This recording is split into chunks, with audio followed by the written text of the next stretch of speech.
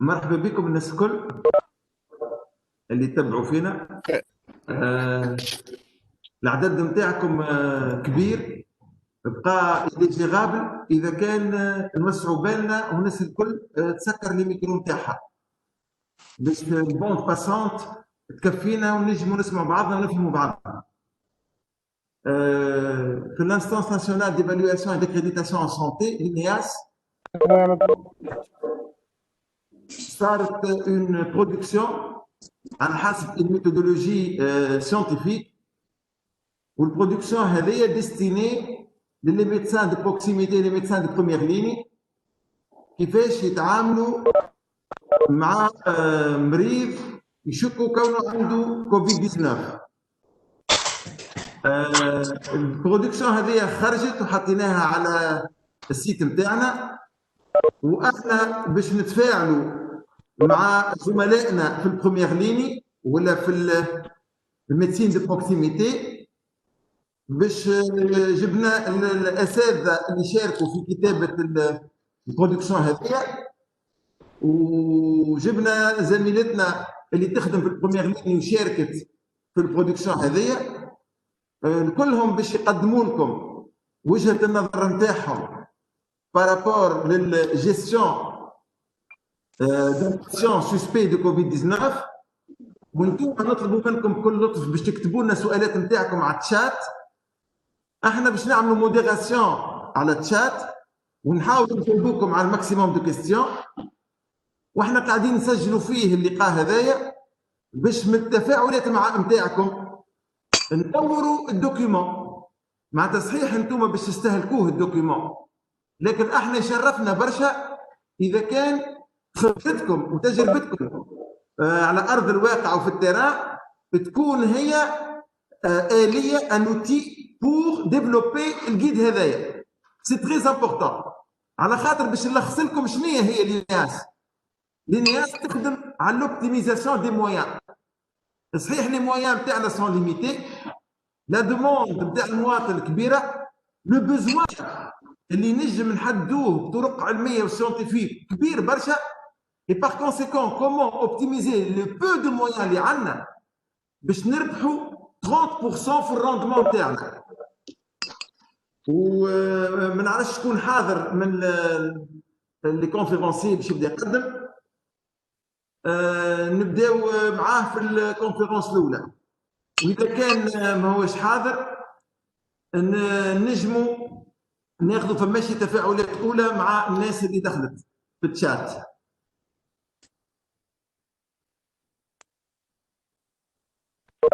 Je suis là. Agnès Hamzaoui, oui, je suis là. Ok, donc maintenant je passe la parole directement à Madame Agnès Hamzaoui, اللي هي بروفيسور en pneumologie واللي هي engagée مع l'INEAS في البريباراسيون دو جيد دو باركور دو باسيون، ونعدي لها طول الكلمه خاطر احنا عندنا ساعه برك. تفضل مدام انيس، مرحبا بك pour présenter le document. Merci beaucoup, Sokli. Je voudrais savoir si Mohamed peut partager la présentation. Juste pour faire l'introduction, Madame Hamzaoui, mais juste Alia Obra sera la première à présenter, ça marche bien. Très bien. Alors, pour l'introduction, je voudrais d'abord remercier l'INEAS parce que vous nous avez permis de travailler dans de très bonnes conditions et de préparer ce document qui est très utile pour tout le monde. Beaucoup d'interventions. Nous sommes toujours à votre écoute, madame. On salue votre engagement. Et en fait, j'espère que grâce à la discussion de cet après-midi, on va pouvoir améliorer le document de façon à ce qu'il soit bien adapté aux besoins des personnes qui vont l'utiliser. Exactement. Les critiques des collègues, هما اللي باش يخليونا نقدموا. Tout à fait, tout à fait. C'est tout. Sinon, je souhaite beaucoup de courage à la première ligne parce que c'est important, c'est fondamental le travail qu'ils vont faire pour que les patients soient diagnostiqués tôt et les bons conseils, sachent quand il faut s'inquiéter et quand il ne faut pas s'inquiéter pour ne pas patients et profiter au bon moment des médicaments dont on peut leur faire, dont on peut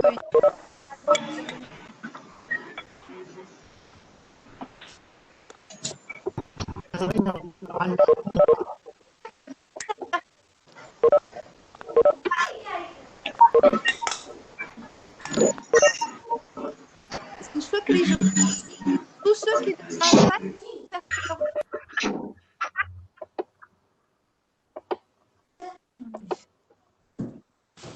Donc, on passe la parole, Madame Ali Kouba, pour Sa première la première intervention. تفضل دكتور كوبا.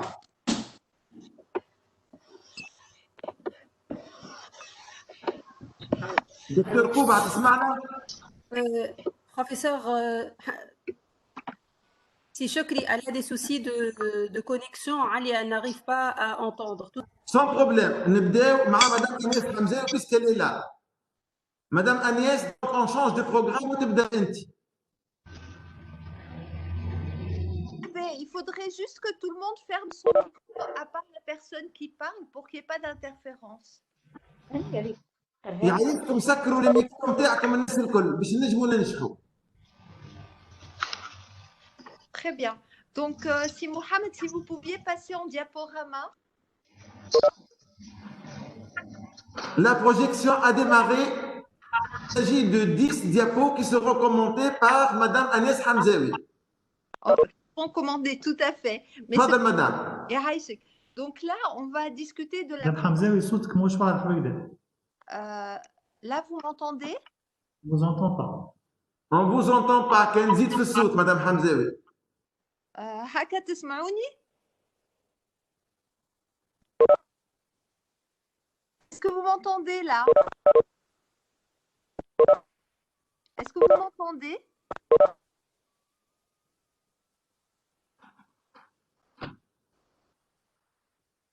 Hamouda, tout le monde dit qu'il entend Dr Hamzaoui là.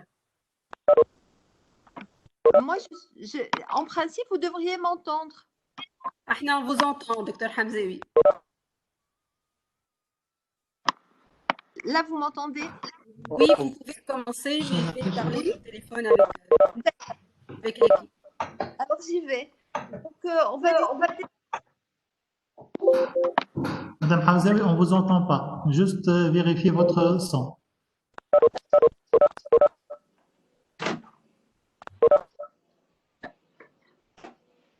Vous m'entendez?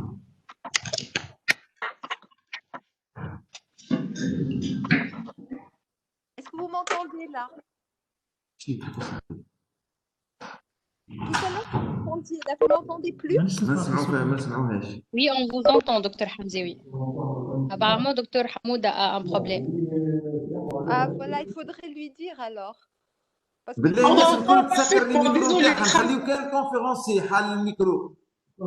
S'il vous plaît, fermez vos micros. Madame Hamzaoui حال الميكرو. Est-ce que, si Hamouda, vous m'entendez comme ça? Tout le monde m'entend à part vous. Je crois que l'équipe INEAS a des problèmes de son, mais je vais intervenir tout de suite, Dr Hamzaoui. Il faut leur dire, ouais, parce que sinon ils sont en train de stresser alors que vous m'entendez.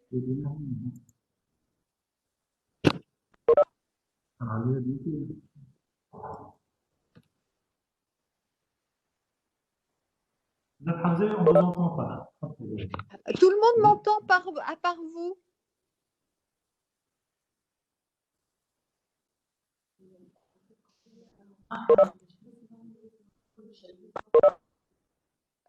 Tout le monde m'entend à part si Chokri et si Mohamed.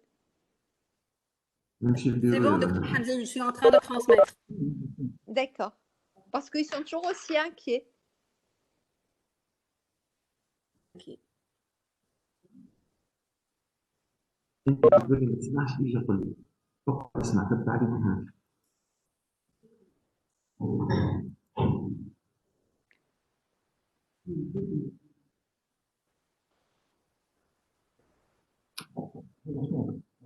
Ça y est? Je peux démarrer?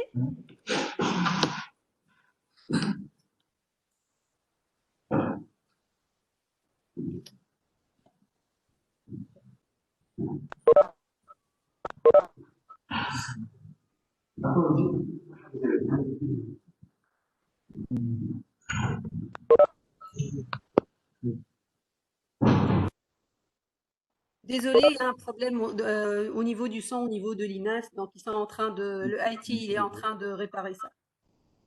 D'accord. Donc, on attend un petit peu.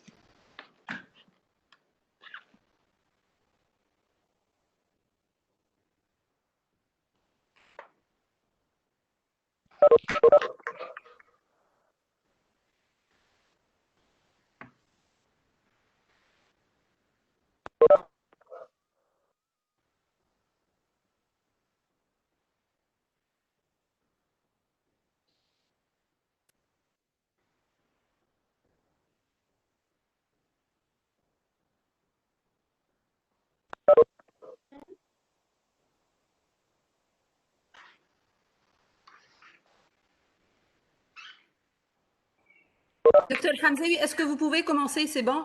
Oui, oui, moi je peux commencer, bien sûr. Allez-y, voilà. J'y vais. Il y a votre... D'accord. Donc, on va. Bonjour à tout le monde.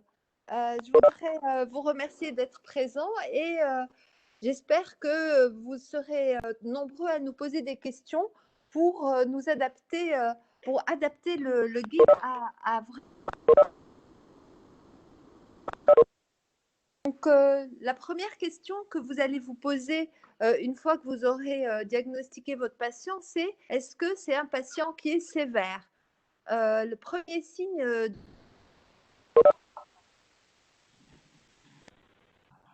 sachant qu'une saturation supérieure à 92% en air ambiant, c'est quelque chose de rassurant, mais que par contre, inférieur à 92% sous 5 litres d'oxygène sous lunettes nasales, c'est vraiment un signe de gravité important.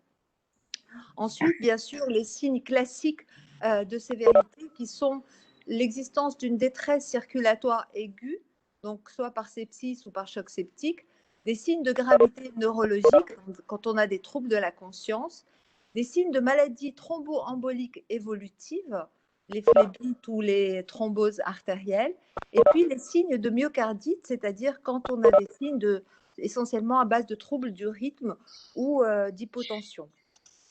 Et là, ce seront des patients qui, théoriquement, devraient être en réanimation, même si actuellement, on prend beaucoup de ces malades dans nos services. Donc, en fonction de la sévérité, on va classer les patients en forme asymptomatique, paucisymptomatique, mineure, forme modérée ou forme sévère.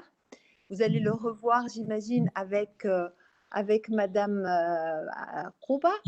Et la conduite, d'abord, se base sur le besoin ou pas d'hospitalisation.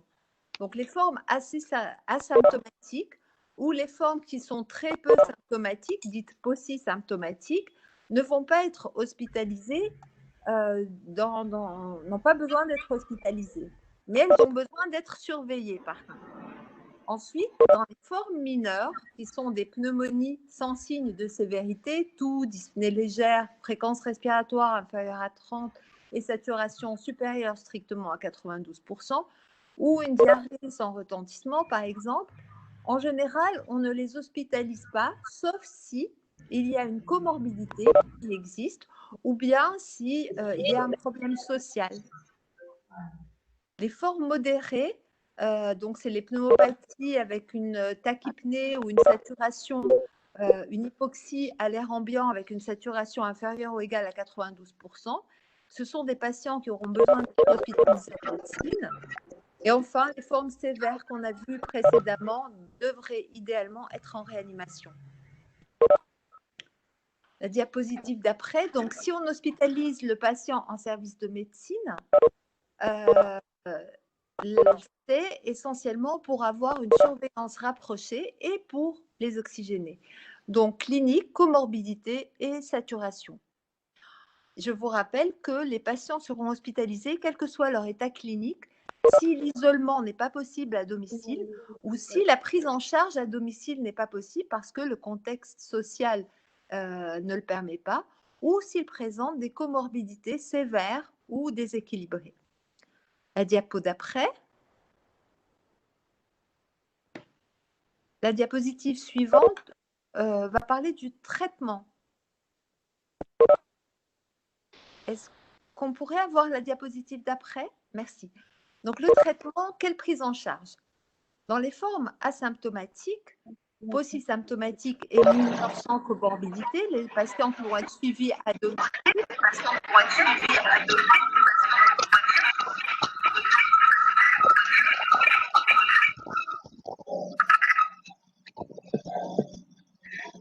Vont avoir uniquement un traitement symptomatique en dehors des comorbidités sévères. Et l'isolement sera maintenu au moins 14 jours après le début des signes cliniques et au moins 48 à 72 heures après la disparition de la fièvre. Donc symptomatique, qu'est-ce que c'est? C'est essentiellement, s'ils ont des douleurs, on va leur donner du paracétamol. S'ils ont de la toux, ils vont avoir un traitement antivomitif. S'ils ont des nausées, ils vont avoir un traitement anti-vomitif, par exemple du Martell. Les formes modérées ou formes mineures avec comorbidité sévère vont bénéficier, avant de démarrer la prise en charge, bien sûr, après leur avoir mis de l'oxygène au besoin, vont bénéficier d'un bilan. Ce bilan, il va comporter éventuellement un scanner thoracique qui n'est pas obligatoire, qui permet simplement d'avoir un état de base, mais qui n'est pas du tout obligatoire et où le patient peut très bien rester sans scanner. Mais par contre, on le fera en cas d'aggravation, et d'un bilan biologique avec un bilan à la recherche d'un phénomène inflammatoire et puis de facteurs pronostiques et de comorbidités. Donc les comorbidités, c'est essentiellement la glycémie et l'insuffisance rénale. Le bilan pronostique, c'est essentiellement la numération avec le taux de lymphocytes et puis le bilan de coagulation et le bilan à visée cardiaque si possible pour être sûr qu'on n'a pas ni d'embolie ou de risque important, ni de troponine élevée. Et on ne le fera de nouveau qu'en cas de besoin. Donc les moyens thérapeutiques, c'est essentiellement l'oxygène et l'anticoagulation préventive. Donc l'objectif de l'oxygène, c'est d'avoir une saturation supérieure ou égale à 94%. Et on va utiliser soit des lunettes recouvertes de masques, soit un masque à haute concentration quand on est au-delà de 7 litres par minute. Et il faut la surveiller fréquemment. Les signes de gravité seront quand les besoins augmenteront au-delà de 6 litres par minute ou que leur augmentation est rapide. Et ça arrive souvent. On a des patients qui ont besoin de 2 litres et puis après, au bout d'une heure, ils ont besoin de 4 et après, ils ont besoin de 6. Et là, c'est des patients qui sont très inquiétants. En même temps, on va mettre une anticoagulation préventive. Donc, cette anticoagulation, c'est une anticoagulation classique par enoxaparine à la dose de 0,4 ml par jour. Et si on a des patients obèses, on va multiplier par 2 la dose d'enoxaparine. Si on a un problème d'insuffisance rénale, on utilisera de la calciparine. Et l'anticoagulation préventive, on l'utilise simplement pendant la durée de l'hospitalisation et ensuite on arrête. Et si le risque est important, à ce moment-là, on gardera 14 jours au total. Si on a une thrombose, Là, on va utiliser des doses curatives d'enoxaparine, 100 unités kilo 2 fois par jour, relayées par des AVK pendant 3 mois. Si on a une contre-indication aux BPM, on va utiliser de l'héparine non fractionnée. Donc ça, c'est la base du traitement pour les patients qui sont hospitalisés. Ensuite, pour tout le monde, on a le traitement symptomatique qui est antalgique, donc paracétamol, maximum 3 grammes par jour. Il ne faut pas aller au-delà. C'est des patients qui sont fragiles au niveau hépatique. Des antitussiques et des antisécrétoires s'ils ont une diarrhée, éventuellement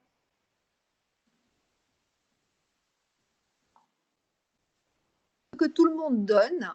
On n'a pas vraiment de preuve majeure d'efficacité, mais c'est censé améliorer l'état immunitaire. Ce sont les vitamines.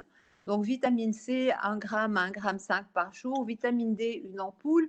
Zinc, magnésium. Mais il faut rassurer vos patients, s'ils n'en trouvent pas en pharmacie, ce ne sera pas du tout ça qui va modifier leur pronostic. Alors, si vous regardez bien la diapositive, vous voyez qu'il y a toute une liste d'antiviraux qui sont affichés. L'hydroxychloroquine, la chloroquine, les antirétroviraux et l'azithromycine. Mais ils sont en gris clair parce qu'en fait, aucun d'eux n'a fait la preuve de son efficacité et ça ne modifie pas le pronostic des patients. Donc, désormais, il n'y en a aucun qui soit recommandé dans notre guide.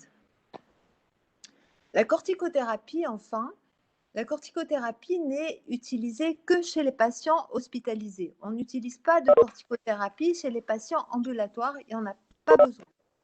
La corticothérapie qui est utilisée pendant 5 à 10 jours est utilisée soit si le patient est d'emblée très hypoxique, avec des besoins supérieurs ou égaux à 5 litres par minute, ou bien s'il a une aggravation rapide de son hypoxie, si, comme je vous l'ai dit tout à l'heure, il arrive à 2, ensuite il passe à 3, à 4, et là, vraiment, vous avez besoin de mettre tout de suite des corticoïdes. Et les deux, ce qu'on recommande, c'est la dexaméthasone, c'est celle qui a fait le plus la preuve de son efficacité, c'est 6 mg par jour, ou l'hémisuccinate d'hydrocortisone, 100 mg 2 fois par jour. Et donc, c'est 5 à 10 jours et pas plus loin. Donc, pour nous résumer, les formes asymptomatiques, pas de traitement, mais surveillance quotidienne.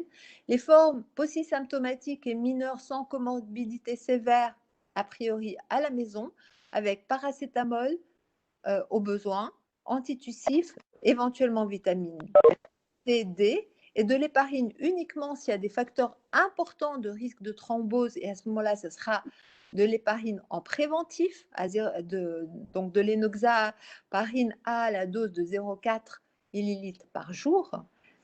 L'isolement à domicile avec l'éducation du patient et là aussi une surveillance quotidienne pendant 14 jours. Les formes modérées ou les formes mineures avec comorbidité sévère seront hospitalisées en médecine avec de l'oxygène pour avoir une saturation au-delà de 92-93, un traitement symptomatique, de l'héparine à dose isocoagulante simple essentiellement, et la prise en charge des comorbidités. Et nous, ce qu'on voit énormément, c'est le diabète qui décompense beaucoup. Dans les formes sévères, ce sera bien sûr une hospitalisation en réanimation. Je voudrais juste vous rappeler ce qui est très important, et j'imagine que Madame Koba vous en parlera, c'est la surveillance des patients ambulatoires quotidiennes, au moins et par téléphone, pour rechercher des complications qui sont respiratoires, donc la pneumonie et hypoxémiante, et là les patients vont se plaindre de l'aggravation de la dyspnée et de la polypnée. Thromboembolique, c'est l'apparition de douleurs thoraciques localisées fixes ou de douleurs des membres inférieurs. Cardiovasculaire, demander s'il y a des palpitations ou des précordialgies, et puis vérifier l'état de conscience. En sachant que le risque d'aggravation est important entre le 7e et le 10e jour. Donc, si on arrive à dépasser le 10e jour, en général, les patients vont aller bien. Voilà. Je vous remercie beaucoup de votre attention. J'espère que vous aurez beaucoup de questions à nous poser. Merci beaucoup.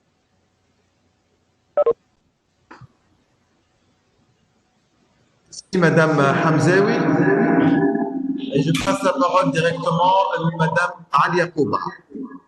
Oui, bonjour, docteur Hamouda, est-ce que vous m'entendez? Oui, on vous entend très bien. Je vais demander à Si Mohamed de publier ma présentation. Voilà. Donc, encore merci, docteur Hamouda, pour l'invitation. Passez à la diapo suivante, s'il vous plaît. Merci aussi à toute l'équipe de l'INEA Santé et je m'excuse pour ce problème technique. Donc, comme vous le savez, les structures sanitaires de première ligne, publiques ou privées, ont un rôle clé dans la gestion de cette pandémie. Donc, nos structures sont de plus en plus sollicitées et aussi elles constituent le premier maillon dans la prise en charge des patients suspects de Covid-19. Donc, c'est pour ça que j'encourage et j'invite tous les patients et surtout les médecins à éduquer leurs patients pour qu'ils nous consultent dès l'apparition des premiers symptômes. Plus on prend en charge nos patients tôt, meilleur sera le pronostic. Voilà. Donc, on passe à la diapo suivante. Diapo suivante. Donc, la prise en charge des patients commence dès l'entrée de la structure de santé. Donc, ces structures peuvent être soit un cabinet de médecine de médecins privés, comme ça peut être aussi un CSB, un centre de santé de base, ça peut être une clinique, ça peut être un hôpital de circonscription. Donc, on a prévu 2 niveaux de tri au niveau de ces établissements, dans ce qu'on appelle la zone de pré-tri et du tri.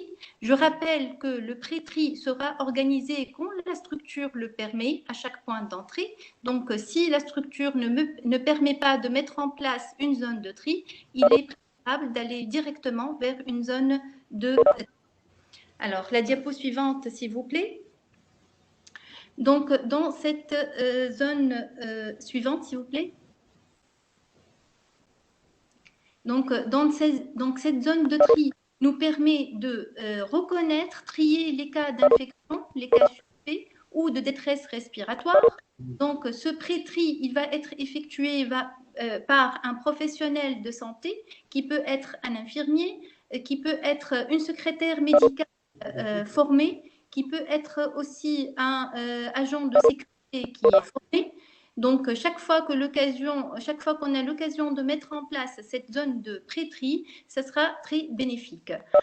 En quoi consiste ce pré-tri? Il consiste à une prise de température selon les recommandations et un questionnaire.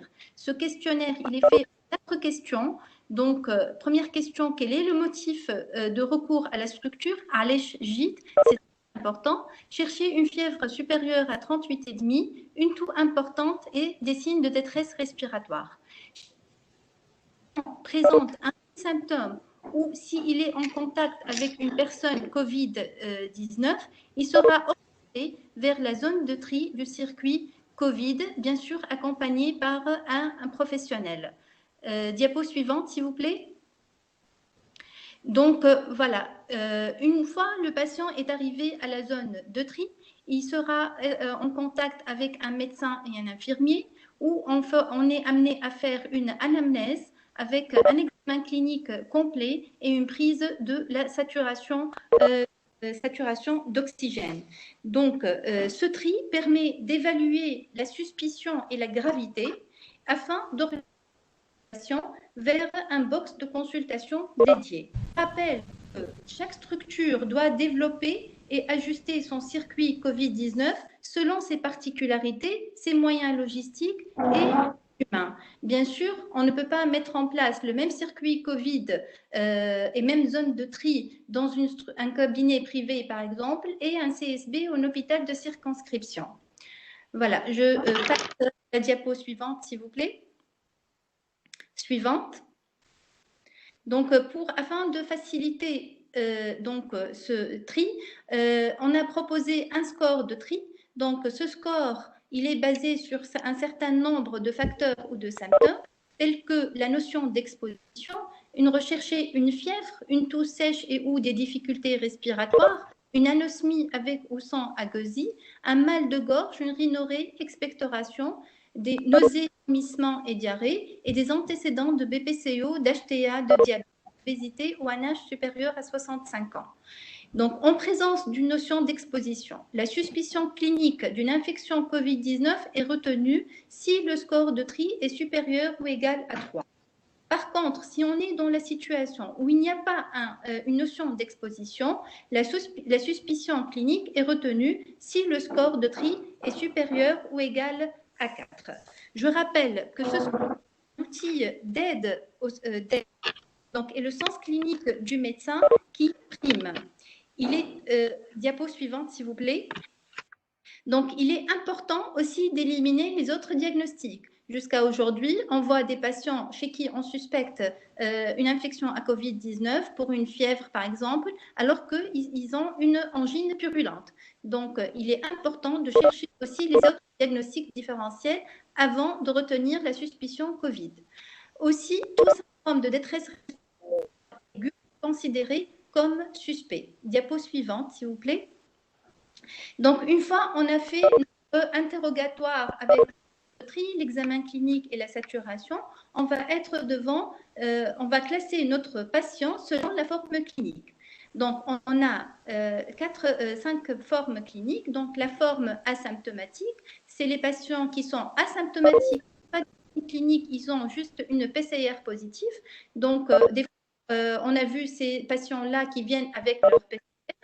On a la forme polysymptomatique, donc avec une toux sèche légère, malaise, céphalée, des douleurs musculaires, une anosmie, une agosie. Il y a la forme mineure où le patient présente une pneumonie mais sans signe de gravité ou des signes digestifs sans retentissement. On a aussi la forme modérée avec la dyspnée, la fréquence respiratoire supérieure à 30 ou une saturation inférieure à 92 à 30 ans. Et la dernière forme, c'est la forme sévère qui nécessite, donc c'est une forme où il y a une détresse vitale ou une défaillance d'organes et qui nécessite une prise en charge dans un milieu hospitalier et en réanimation. Voilà, la conduite à tenir devant ces différentes formes a été présentée par Dr Hamzaoui. Cependant, je rappelle aussi que qui présente une fièvre ou une suspicion respiratoire avec l'un de ces signes est un patient qui est candidat à une hospitalisation en réanimation. Je rappelle qu'une saturation inférieure à 92% sous 5 litres d'oxygène sous lunette ou des signes de détresse respiratoire, même chose sous 5 litres, des signes de détresse circulatoire aiguë, des signes de gravité neurologique, des signes de maladie thromboembolique évolutive ou des signes de myocardie. Avant de finir ma présentation, je veux juste insister auprès de mes collègues médecins de première ligne du secteur privé et public que nous prenons en charge nos patients. Donc, comme on a toujours su le faire, en les suivant tout au long de cette maladie. Donc, un contact proche avec soit une déconsultation rapprochée ou par téléphone est très souhaitable afin donc, de répondre aux questions de nos patients et à leurs peurs. Voilà, je vous remercie. Merci, Dr Alia Pouba, pour cette excellente présentation. Et je passe directement la parole au Dr Rim Abdelak. Rim.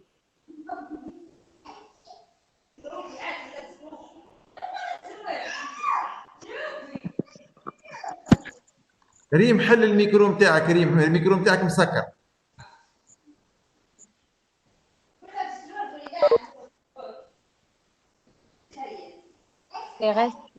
Coupez vos micros. ريم هاكا الميكرو اللوطة. Donc, vous voyez la présentation?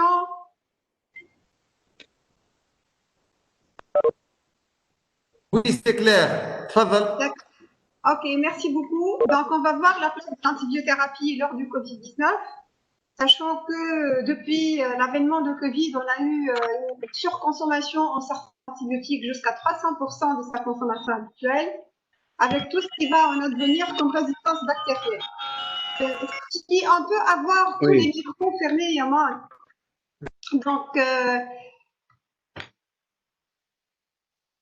Le Covid-19, je vous rappelle que c'est une infection virale, ce n'est pas une infection bactérienne, ce n'est pas une infection parasitaire ou fongique. Elle est responsable dans les formes graves d'une pneumonie virale qui peut donner une pneumopathie hypoxémiante avec parfois un besoin de réanimation. Et sur la pneumonie virale, par extrapolation à la grippe, on avait suspecté d'emblée qu'il y avait un risque de surinfection bactérienne, mais qui n'est pas réellement avéré dans tous les cas. Cette co-infection bactérienne se voit essentiellement dans les formes graves, en particulier en réanimation, et est responsable de surmortalité, sachant que dans 50% des comorbidités, des co-infections, on peut avoir une mortalité importante. Malheureusement, la consommation d'antibiotiques nous prédispose à une résistance bactérienne de plus en plus importante, sachant que la Tunisie est déjà une zone rouge de résistance bactérienne. Alors, quand et quoi prescrire, ou est-ce qu'on a réellement besoin d'antibiotiques? Donc, comme vous le savez, le SARS-CoV-2 entre via les cellules respiratoires pour entraîner une activation de toutes les cellules endothéliales, mais une inflammation très importante des cellules épithéliales respiratoires et des myosites. Et cette anomalie des vaisseaux et cette activation de l'endothélium vasculaire va faire le lit pour les thromboses, oui, mais elle va permettre de la translocation bactérienne et l'altération des cycles vibratiles au niveau des larves respiratoires va diminuer la phagocytose et les capacités immunitaires de réponse, mais va augmenter l'adhérence et l'invasion des bactéries, facilitant ainsi, théoriquement, la surinfection bactérienne.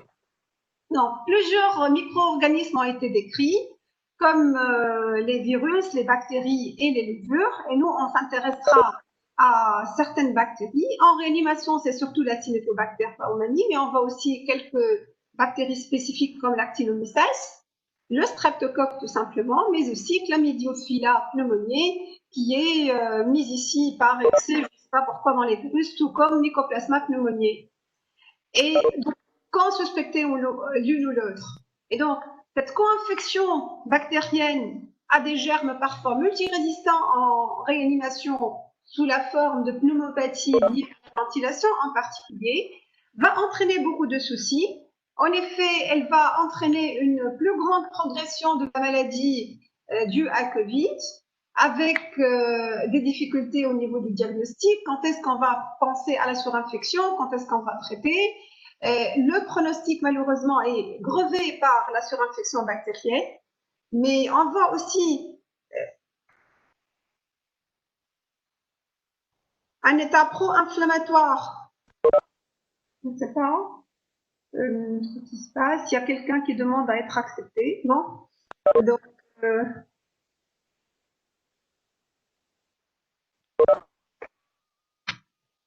bon, mon ordinateur est bloqué. ريم رانا نسمعوك مليح وحنا نعديو في لي ديابو. C'est moi qui est en train de faire. Il y a quelqu'un qui a demandé quelque chose, j'ai donné l'accès et l'ordi est bloqué. فما حتى مشكل ريم، ابعث لنا لي ديابو لسي محمد وحنا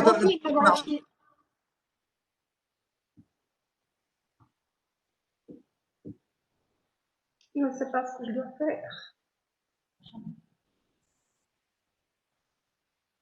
En tout cas, أنا je profite le temps اللي دكتور ريم عبد الملك نحل البروبليم تكنيك هذايا. Donc, les bactéries et les levures donnent un état pro-inflammatoire avec suppression d'interleukines, essentiellement 6, mais aussi 8 et 10, qui entraînent un effet pro-inflammatoire très important, qui génère à la fin l'orage cytokinique. Et donc, on a un intérêt pour voir s'il y a une surinfection bactérienne de doser la procalcitonine et même le TNF, mais on sait que ce n'est pas toujours facile à faire et c'est surtout l'examen microbiologique qui va nous aider. Et bien sûr, ce traitement sera ciblé selon la bactérie suspectée avec un traitement antibiotique adapté. Donc, quand est-ce qu'on va suspecter la surinfection bactérienne? En fait, cette surinfection est très très rare lors de la première semaine. On n'a quasiment jamais de surinfection pendant la semaine. Globalement, dans toutes les séries, c'est 10 à 15% de surinfection bactérienne parmi tous les patients qui ont contracté Covid. C'est plus important en réanimation avec un tiers des patients. Dans les formes modérées, ça ne dépasse pas 4% et dans les formes sévères, 8% à peine. Mais parmi les décédés, 50% d'entre eux avaient une infection bactérienne associée et parmi les survivants, il y a à peine 1% de patients qui avaient une surinfection bactérienne. Mais malheureusement, on sait que 88 à 95% des patients reçoivent des antibiotiques, donc on a un excès très important de consommation en antibiotiques qui va devenir délétère pour la santé des patients. Donc, les bactéries sont, comme d'habitude, le pneumocoque, l'hémophilus et le staph avec des pneumopathies nécrosantes gravissimes en réanimation, mais aussi les intracellulaires avec l'amidophila pneumoniae, mycoplasma pneumoniae et legionella. Et enfin, en milieu de réa, c'est surtout les bactéries multi, les Escherichia coli, Acinetto et Pseudomonas. Quand est-ce qu'on va suspecter l'un ou l'autre? Avec le staphylocoque, c'est surtout la pneumonie nécrosante. Avec mycoplasma, c'est l'exacerbation clinique des symptômes avec une augmentation de la morbidité. Quand on a la conjonctivite bilatérale, la legionella va être responsable de pneumopathie, mais aussi avec des signes neurologiques et digestifs. L'entérobactère, l'Acinetto et Klebsiella seront surtout en milieu de réa avec des signes nouveaux de PAVM. Mycoplasma pneumoniae, c'est surtout la pneumopathie interstitielle qui sera détectée à la radiologie. Et là, ce sera très compliqué de faire la part entre Covid et mycoplasme. J'arrive à azithromycine qui a été utilisé au niveau du guide comme immunomodulateur, mais que les gens malheureusement utilisent comme antibiotique pour dire qu'on l'a utilisé pour son effet immunomodulateur uniquement et non pas pour l'effet antibiotique. Parce que comme les autres macrolides, mais en particulier lui, il y a aussi les C14 avec claritro et ritro qui ont un très très bon effet immunomodulateur. Il diminue les interleukines 6, 8 et le TNF-alpha. Il diminue la production de protéases et de radicaux libres oxygénés par les polynucléaires neutrophiles, donc il diminue l'altération de la muqueuse. Et on sait déjà qu'il a un effet bénéfique sur les BPCO, sur les bronchiectasies et sur les gouttes. On sait aussi qu'il a un effet inhibiteur sur la multiplication virale de certains virus, comme le VRS et Zika, mais il n'y a aucune preuve claire sur l'activité sur SARS-CoV-2. Il a une bonne tolérance digestive, mais attention, il y a toujours un risque de QT lent, donc il faut réellement avoir un ECG et un malade qui n'a pas de souci ni de myocardite, ni d'anomalie du rythme auparavant. Sa demi-vie est longue et donc 3 jours c'est insuffisant et malheureusement on voit des prescriptions aller jusqu'à 9 et 10 jours d'azithromycine. Et il a une très très bonne diffusion pulmonaire. Doit-on alors prescrire les antibiotiques? Ce n'est pas systématique, parce que comme on l'a vu, le risque de surinfection est réellement rare. Est-ce devant une fièvre? Mais là, la fièvre, on sait, elle est d'origine immunitaire et immunologique à cause de l'inflammation endothéliale, mais on peut toujours se poser la question si oui ou non il y a surinfection. Est-ce devant l'apparition de signes respiratoires bas à type de toux, dyspnée ou d'expectoration? Mais on sait que la toux et la dyspnée sont le propre de la pneumonie virale et que les expectorations peuvent se voir dans 20% des pneumopathies liées à Covid sans qu'il y ait surinfection. Est-ce devant la persistance de la fièvre à 7-10 jours? Oui, c'est possible d'évoquer la surinfection, mais l'inflammation importante en elle-même peut générer cette persistance de la fièvre. Alors, comment faire la part? Il y a bien sûr l'interrogatoire. Le dosage de la procalcitonine qui augmente énormément lors de l'infection bactérienne associée, la reprise de la fièvre, quelqu'un qui avait décroché à J3, J4, J5, qui refait de la fièvre à J8, c'est peut-être un signe de surinfection. La toux grasse, mais en particulier quand les expectorations sont purulentes, peut aussi nous guider pour suspecter une surinfection. Et là, j'en arrive à cet effet immunomodulateur. Pourquoi on va utiliser azithro ou les corticoïdes? On a écrit dans nos gènes, mais c'est réellement écrit dans nos gènes. Soit on va avoir un équilibre parfait entre les cytokines pro-inflammatoires et anti-inflammatoires, on ne sera pas infecté. Soit qu'on aura une tendance vers le pro-inflammatoire, mais avec un équilibre qui est bon entre les deux et une sécrétion de cytokines anti-inflammatoires à temps, on va contrôler l'infection et on va éliminer très rapidement le pathogène. Soit qu'on a, et c'est écrit dans nos gènes, un excès de cytokines pro-inflammatoires et qu'il y ait soit un retard très important à la sécrétion des cytokines anti-inflammatoires, soit absence totale, et ben on va la tempête cytokinique et l'aggravation. Et c'est à ce moment-là qu'on doit donner les corticoïdes. Donner trop tôt ici ou ici, on va avoir au contraire une aggravation parce qu'on va empêcher l'effet protecteur des pro-inflammatoires. On doit bien sûr chercher des critères de gravité pour dire peut-être qu'il y a surinfection. Et les signes d'alerte de gravité sont la saturation inférieure à 95%, la polypnée, l'hypotension, mais aussi une altération brutale de l'état général et de la conscience chez un sujet âgé. Et les critères en faveur d'une pneumonie Covid-19 dépendent de l'évolution des symptômes, l'apparition d'une dyspnée récente, la polypnée et l'aggravation rapide lors de la 2e semaine. Il y a ce score News 2 qui est très très bien et adapté à notre pratique de tous les jours, qui permet de détecter les patients graves et donc de suspecter éventuellement une surinfection bactérienne.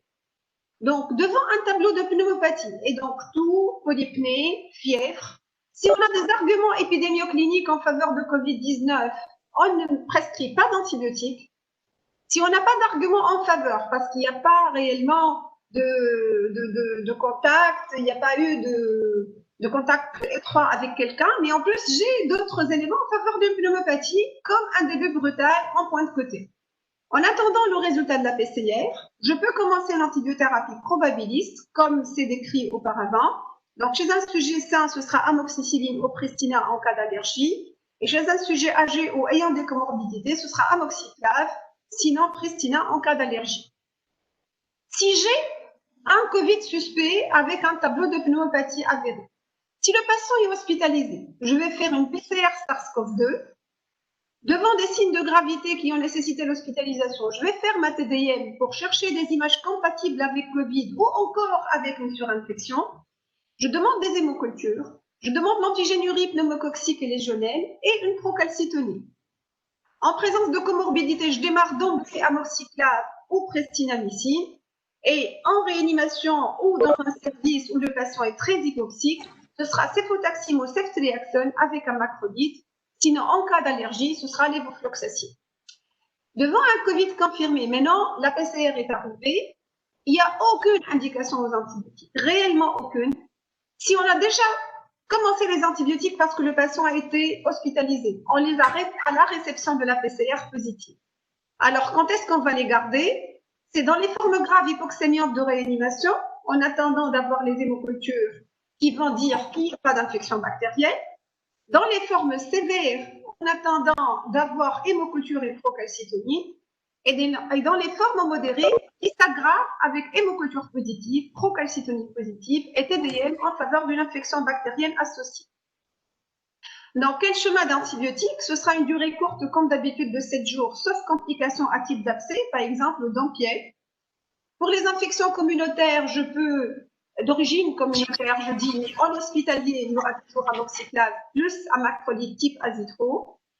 Si jamais on est en réanimation, ce sera associé aux soins et donc des germes multirésistants comme on l'a vu. Et là, ce sera ceftazidime, piperatazo, carbapénem selon la flore locale et sa sensibilité. Bien sûr, associé pendant 3 jours en cas de sepsis à un amylosite ou à une quinoleur. Alors, devrait-on faire attention à beaucoup de choses? C'est une infection virale.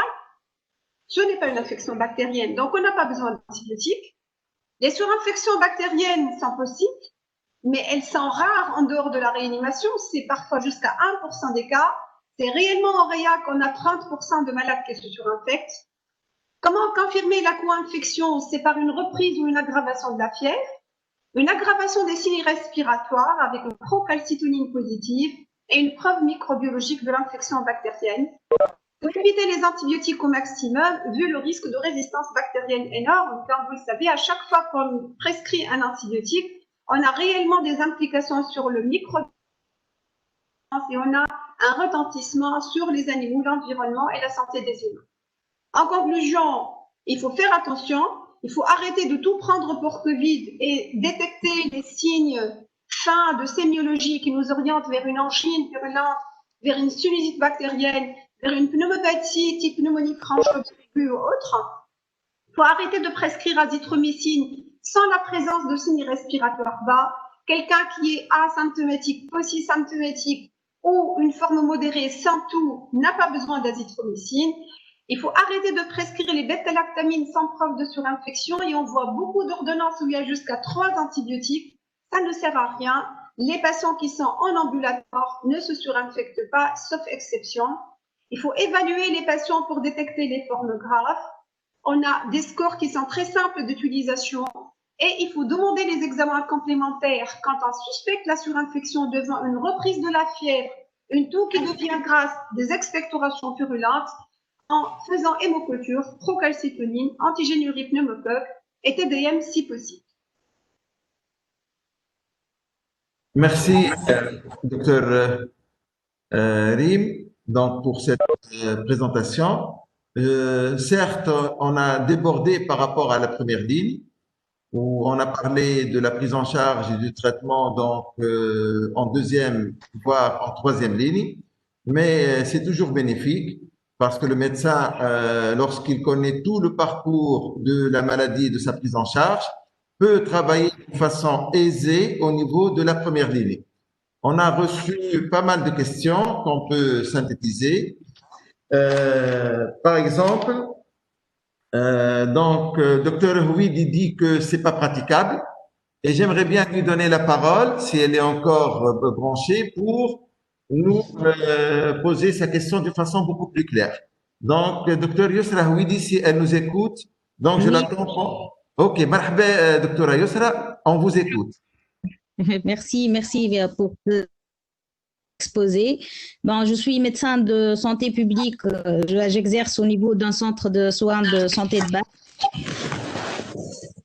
Et cette question de prêtrie, c'est ça qui n'est pas praticable parce qu'on manque, comme vous savez, quand vous étiez dans la DC, vous savez qu'on manque énormément de personnel. On manque même de saturomètres. On doit prendre la saturation. C'est systématique apparemment pour l'examen clinique, mais même si on veut ce saturomètre à notre propre moyen, c'est pas donné avec la pénurie. Qu'est-ce qu'on fait en pratique courante dans un sachant qu'on n'a pas de chambre d'isolation, on a juste 2-3 box avec une entrée. Par rapport à ce saturomètre, et croyez-moi, j'ai programmé l'achat de saturomètres pour les médecins de première ligne. Je viens de relancer aujourd'hui donc la question avec la directrice des soins de santé de base et je ferai tout pour aider à ce que nos médecins de première ligne aient leur saturomètre.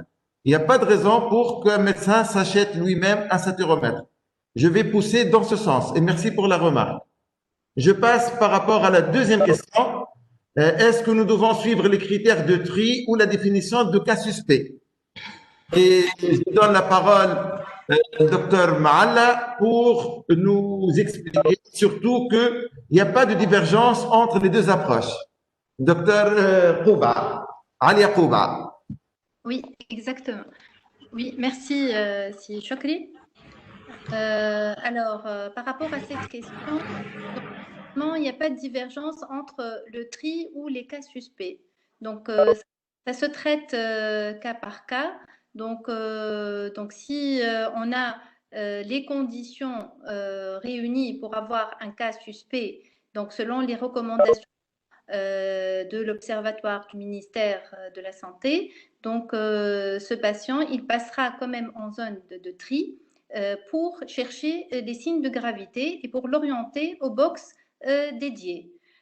Donc, si on n'a pas la notion de contact ou de cas suspect, donc quand même le patient il va passer donc dans la zone de tri et on va appliquer les recommandations déjà citées lors de la présentation. Voilà. Donc, les deux situations sont, à mon avis, ils sont complémentaires et on traitera selon la situation du patient. Voilà. Merci, Dr Ali Akouba. Maintenant, il y a une question qui concerne la clarithromycine. Et je passe la parole au Dr Rima Abdelmlak. Pour la clarithromycine, c'est un macrolide à 15 carbone, et qui a un effet immunomodulateur comme l'azithromycine. Mais on n'a pas réellement besoin d'utiliser un antibiotique comme immunomodulateur dès lors qu'on est en train d'utiliser d'autres immunomodulateurs Par exemple, la vitamine D et son l'hypovitaminose D a été associée à un excès de réaction inflammatoire qui donne une aggravation, et ça a été prouvé. Et donc, c'est plus simple de donner de la vitamine D, de donner de la vitamine C qui a un immunomodulateur, dans les formes où on a une pneumopathie. C'est-à-dire que le patient tousse, il a une polypnée, il ne va pas bien. Si vous mettez clarithromycine ou azithromycine, ça agira sur les intracellulaires, mais pas du tout sur le pneumocoque parce qu'on a des résistances importantes de l'ordre de 70% du pneumocoque vis-à-vis des macrolides. Et donc, il n'y a aucun intérêt à les utiliser, sauf si on suspecte une infection bactérienne type chlamydophila ou type légionnaire ou type chlamydia, et auquel cas, il vaut mieux qu'elle soit associée à une bêta-lactamide si le patient est grave. Mais comme ça, utiliser les macrolides juste pour l'effet immunomodulateur, même chez les asymptomatiques, ça n'a pas beaucoup de sens. Merci.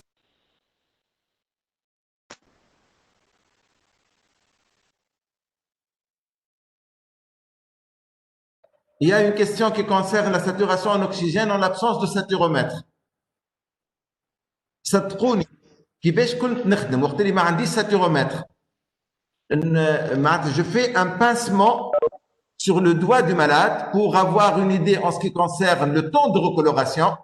Je mets mon doigt à côté du doigt du malade pour voir est-ce qu'il y a une différence au niveau de la coloration.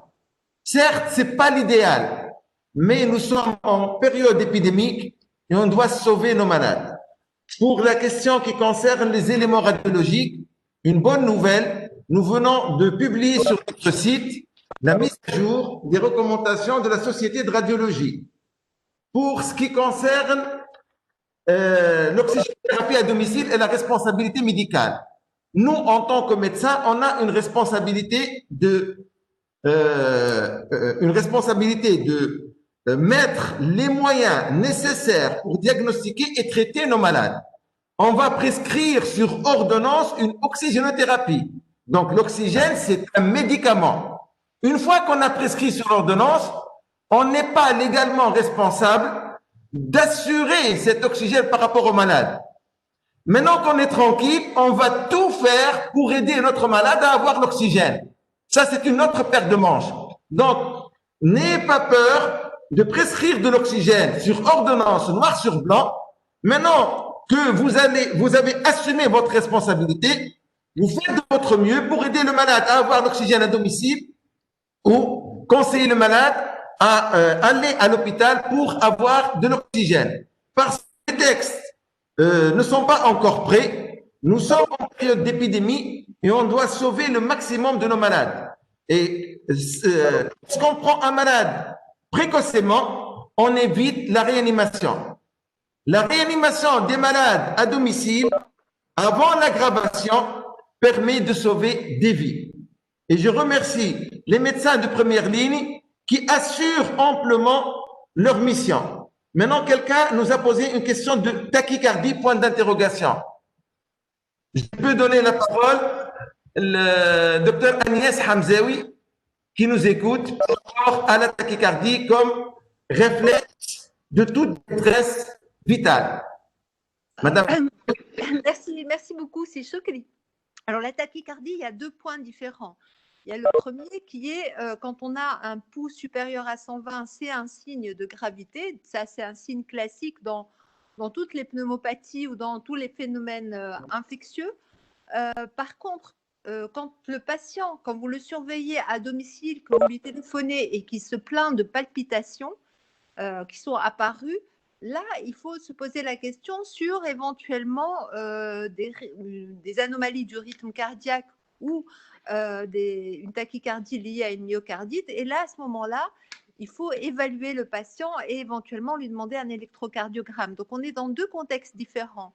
Le premier, c'est au-delà de 120, c'est un signe de gravité. Et le deuxième, qui est une question que vous allez poser au patient qui est chez lui à domicile, vous allez lui poser la question au téléphone, c'est pour essayer de détecter l'apparition de complications au niveau cardiaque.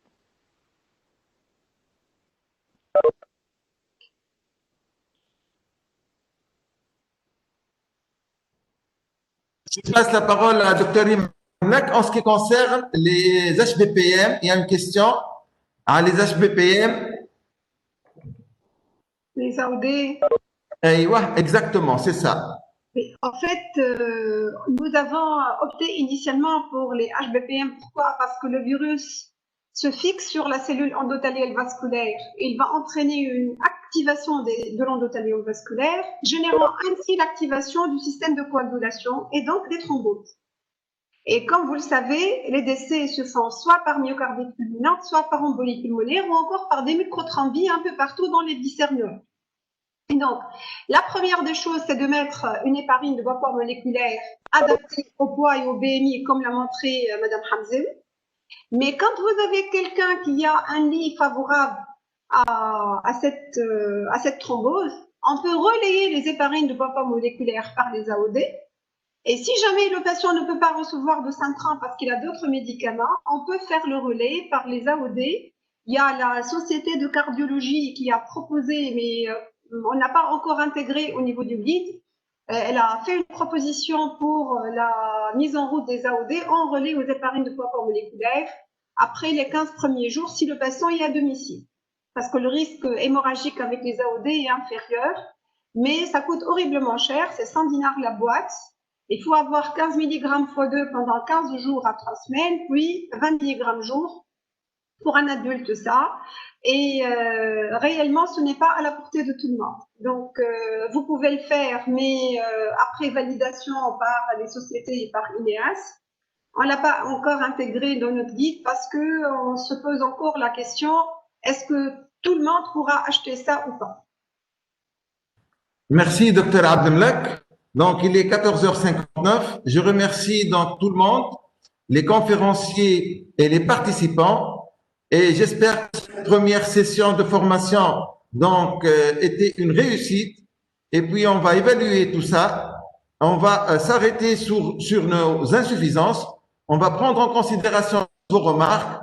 Et ensemble, nous allons réussir, Inch'Allah. Il a liqa. Merci beaucoup. Au revoir. Merci. Merci. Merci beaucoup. Au revoir. Au revoir tout le monde. Enregistrement dans quelques minutes.